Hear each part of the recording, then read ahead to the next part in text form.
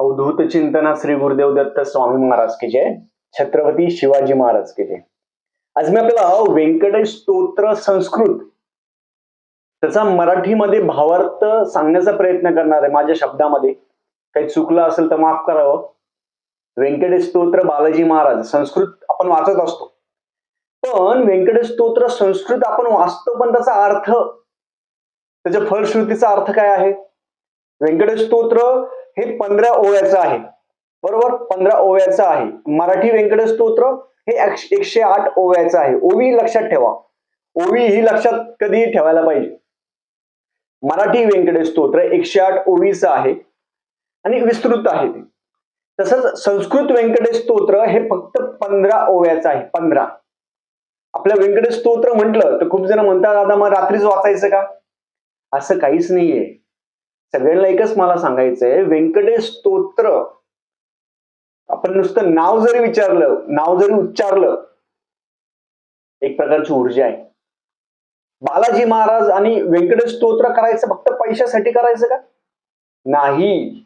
पैसा म्हणजे सगळं नाहीये. आपण बघत असाल, सुख, शांती, आयु, आरोग्य, ऐश्वर्य, आपल्या मनामध्ये जे काही गोष्टी असतात, पैसा म्हणजे सगळं नाहीये. आणि व्यंकटेश स्तोत्र वाचल्याने एक प्रकारचं समाधान प्राप्त होतं.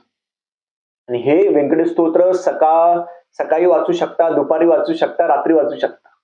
म्हणून तुम्हाला आज व्यंकटेश स्तोत्र संस्कृत हे 15 ओव्याचं आहे. तसं 15 ओव्या जे आहे त्याचं मराठीमध्ये तुम्हाला विश्लेषण करून सांगण्याचा प्रयत्न करतो. माझ्या बुद्धीला जसं समजलं, बालाजी महाराजांनी जसे आशीर्वाद दिले ते सांगण्याचा मी प्रयत्न करणार आहे.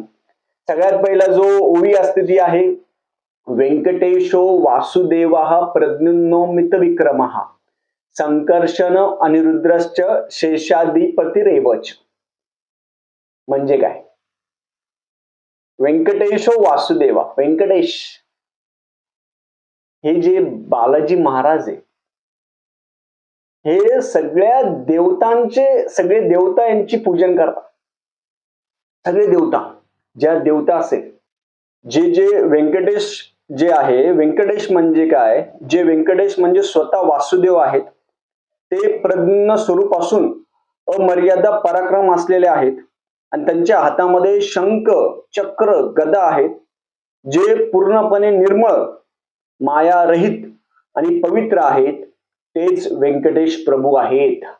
लक्षात ठेवा, व्यंकटेशो वासुदेवः प्रद्युम्नो मितविक्रमः शंखचक्र गदा हस्त. आता दुसरी ओवी आहे. दुसरी ओवी आहे, जनार्दन पद्मनाभो व्यंकटाचलवासिना सृष्टिकर्ता जगन्नाथो माधवो भक्तवत्सला. जनार्दनो म्हणजे काय? जे जनार्दन म्हणजे भक्तांचं दुःख निवारण करणारे आहेत. त्यांच्या नाभीतून कमळ उत्पन्न झालेले आहे, जे व्यंकटेचल पर्वतावर निवास करतात, जे संपूर्ण सृष्टीचा निर्माण करतात, जगाचे स्वामी आहेत आणि भक्तावर अपार प्रेम करणारे आहेत. तिसरी ओळ आहे, गोविंदो गोपितो कृष्ण केशव गरुडध्वजा वराह वामनेच्च नारायण अधोक्षजा. म्हणजे काय? जे गोविंद आहे, गोविंद म्हणजे काय? जे गायी, पृथ्वी, इंद्रिय यांचे पालन करणारे आहे. गोपिका कृष्ण स्वरूप केशव आहे, गरुड ध्वज धारण करणारे आहे, वराह अवतार घेऊन पृथ्वीवर उद्धार करणारे आहेत, वाम रूपाने 3 पावलाला विश्व जिंकणारे आहे आणि नारायण आणि इंद्रा पलीकडे परमेश्वर आहे. श्रीधर पुंडरीकाक्षा सर्वदेव स्तुतो हरिः श्री नरसिंह महासिंह सूत्राकारो पुरातना.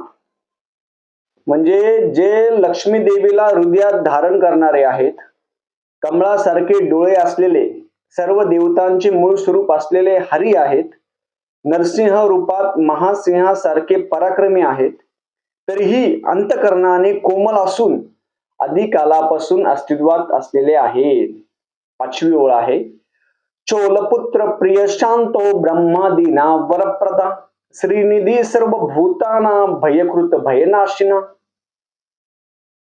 म्हणजे जे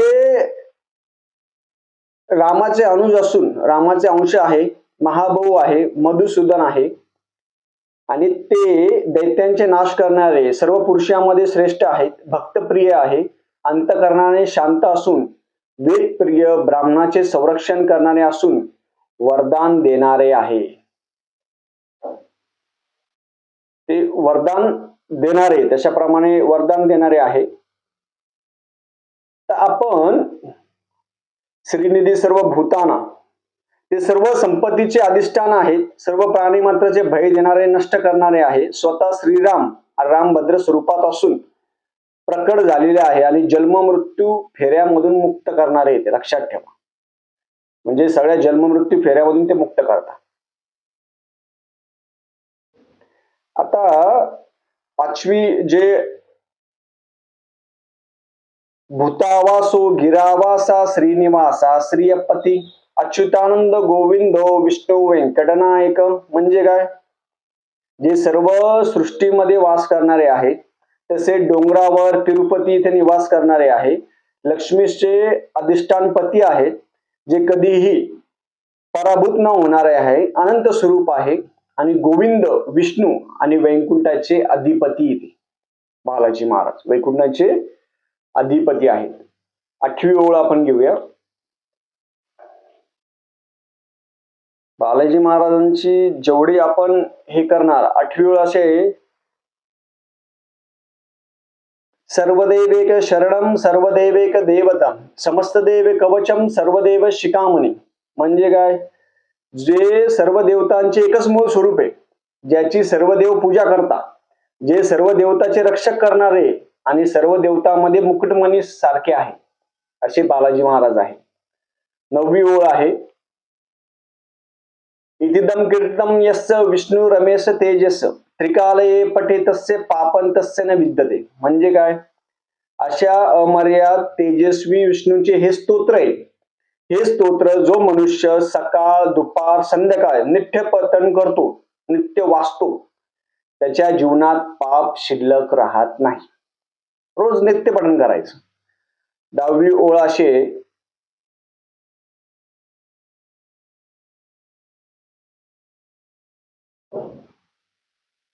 राजद्वारे राजद्वारे पटे घोरे संग्रामे रूप संकटे भूत सर्प पिशाचादी भय नास्ते कदाचन, म्हणजे राजदरबारात भीषण प्रसंगी, युद्धात किंवा शत्रू संकटात, तुम्ही कुठे संकटात असाल, इंटरव्ह्यूला जात असाल, कुठेही जात असाल, हे स्तोत्र जर पठण केलं तर तुम्हाला भूत सर्प पिशाच इत्यादी कोणत्याही भय राहत नाही. लक्षात ठेवा, कोणते भय राहत नाही.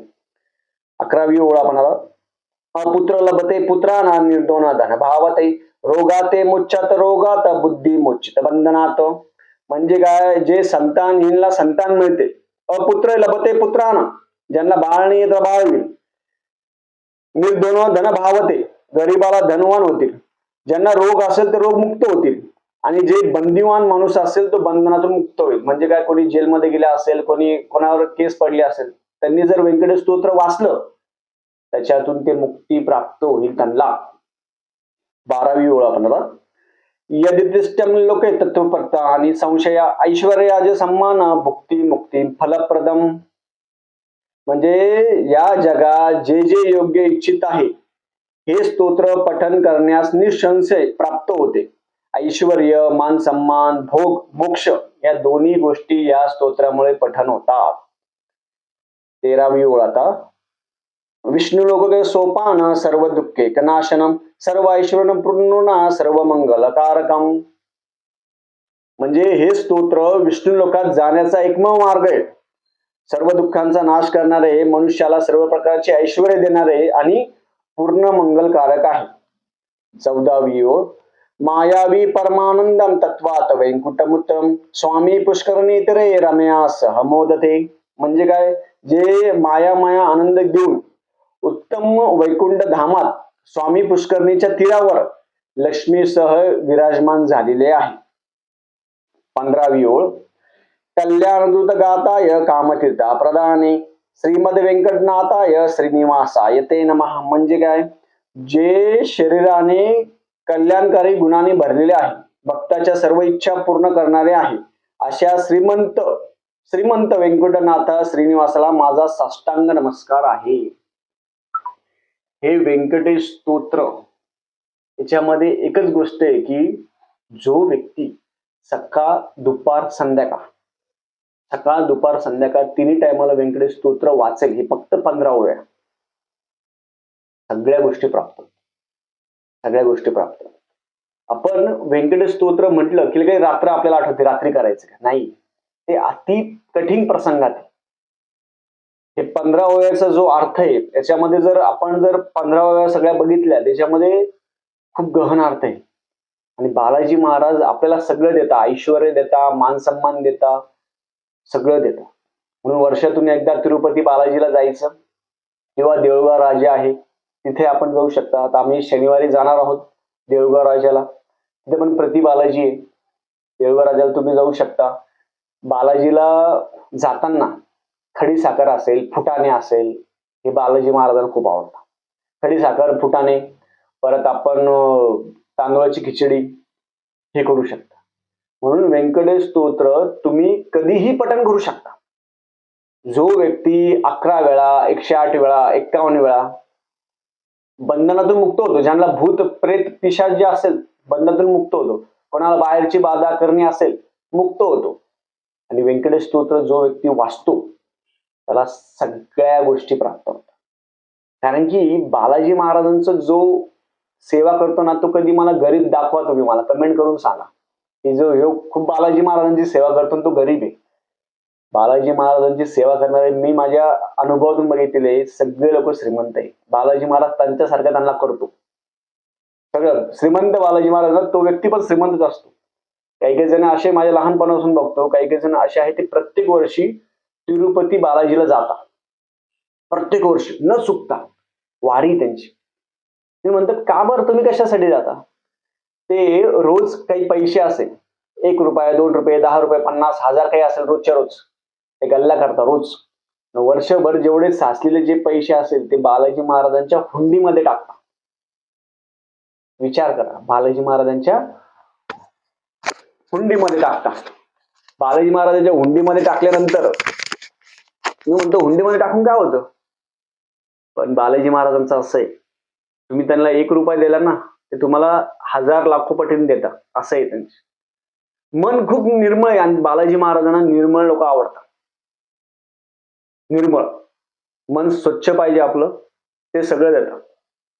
जेवढे तुम्ही बालाजी महाराजांना देणार ना, आपण म्हणतो ना खूप जण बघा, खूप जण सोन्याचं देता, खूप हे देता, हे सगळ्या गोष्टी देतात. ते बालाजी महाराजांनी त्यांना त्यांच्या जास्त पटीने दिलेलं असतं, म्हणून त्यांची इच्छा होती त्यांना द्यायची. म्हणून तुम्ही पण तिरुपती बालाजीला गेला, अवश्य जावं. तुमच्या इच्छेनुसार काय दान असेल ते द्यावं.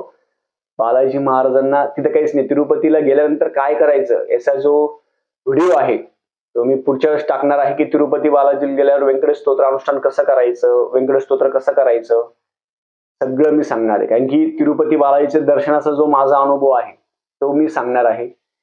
खूप छान आहे. अशा पद्धतीने व्यंकटेश स्तोत्राचं आहे. व्यंकटेश स्तोत्र सगळ्यांनी रोज वाचावं, सकाळ, दुपार, संध्याकाळ. मनामध्ये कोणतीही भीती ठेवू नका. झालेली सेवा मी बालाजी महाराजांच्या रुजू करतो. श्री स्वामी समर्थ.